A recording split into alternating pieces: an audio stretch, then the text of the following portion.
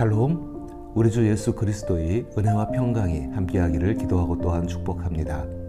2024년도 첫 번째 주일을 기다리는 토요일 아침입니다. 이 아침에 함께 생각해 볼 말씀은 마태복음 5장 37절 말씀입니다. 제가 말씀을 읽어봅니다. 오직 너희 말은 옳다 옳다 아니라 아니라 하라. 이에서 지나는 것은 악으로부터 나느니라. 아멘. 다시 한번 인사드립니다. 새해 복 많이 받으십시오. 올 한 해 우리가 살아가면서 우리의 삶 가운데 가장 중요한 것이 무엇인가를 늘 생각해보는 삶을 살아가야 한다고 생각합니다. 특별히 신년이 되게 되면은 새로운 결심들을 하게 됩니다. 그것은 좋은 일입니다. 그런데 그 좋은 일 가운데 한 가지 중요한 생각을 하셔야 되는 것은 우리가 생각하고 바라보고 있는 것의 전부가 아니란 이야기입니다. 다시 말해서 우리는 한 가지 가운데 우리의 모든 생각을 고정시키는 것이 아니라 여러 가지의 측면을 살펴보면서 살아갈 수 있어야 한다는 것입니다. 특별히 연초가 되게 되면은 작심삼일이라는 말이 많이 생각이 나게 됩니다.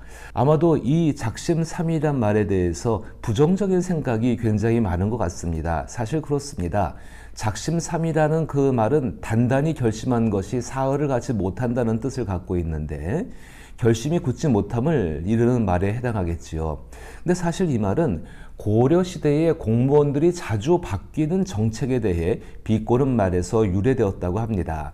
이 말은 우리 삶에도 적용될 수 있는 것 같습니다. 새해를 다짐하면서 새로운 일을 시작할 때 열정적으로 마음을 먹지만 얼마 지나지 않아 흔들리거나 포기하게 될 때가 너무나 많았습니다.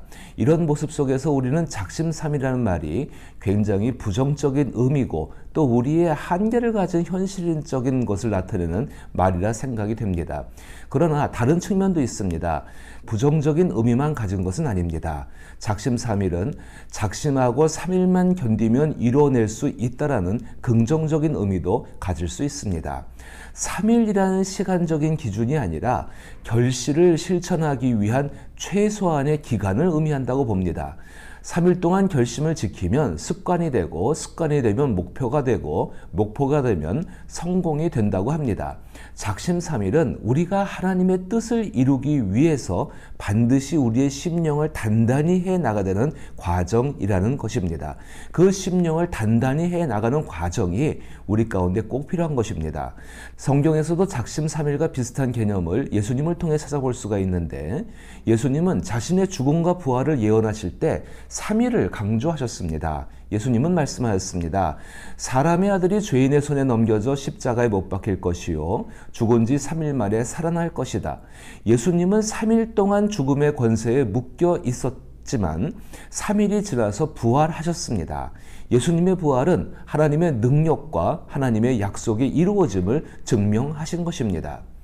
우리도 예수님을 본받고 살아가고 있습니다. 작심삼일이라는 말 가운데에서 하나님의 뜻을 이루려는 우리의 결심을 확고히 하고 그 결심을 지켜나가는 것이 필요합니다. 하나님은 우리에게 정직하게 약속하고 성실하게 인내하라고 말씀하십니다.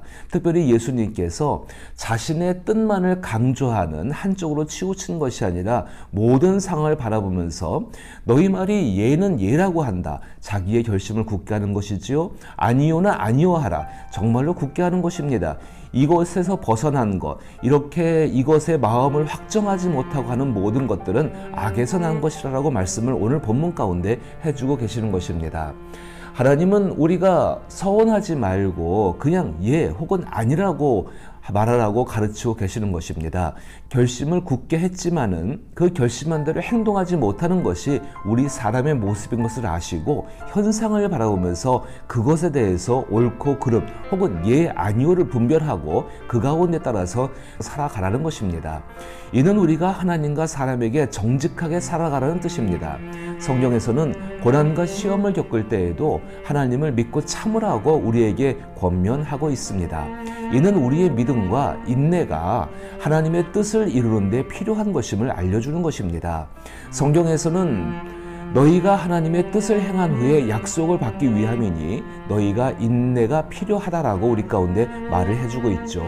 하나님은 우리가 그의 뜻을 행하기 위해 결심하고 그 결심을 실천하기 위해 인내하라고 말씀을 하십니다. 그런데 그 인내 과정 가운데에서 하나님께서 우리를 도우시고 우리의 심지가 예 혹은 아니오로 분명히 정해져 있다고 한다면 그것을 도우신다는 것입니다.